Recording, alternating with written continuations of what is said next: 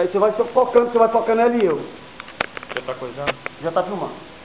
Como é que é seu nome, minha filha? Marlene Rosa de Jesus. A Marlene esteve aqui ontem no culto, estamos aqui na campanha, na igreja Assembleia de Deus. Assembleia de Deus, das últimas figueiras, pastor Hernani, aqui na cidade de Jataí.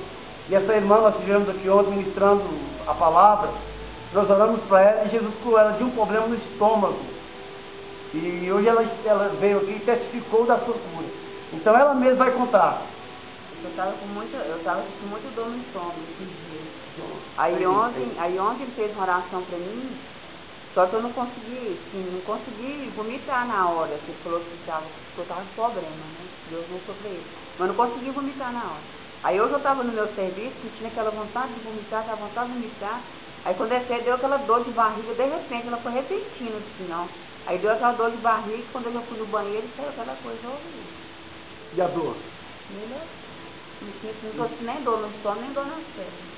Jesus te curou. Jesus me curou. Amém? Turma aqui, pastor. Então você que vai me ver na internet, você que tem câncer, caroço, nódulos, miomas, úlceras, gastrite, seja lá o que for o seu problema, lá nos vídeos tem o meu telefone, me ligue, que eu posso estar na sua igreja pregando e ministrando um milagre na sua vida, ok?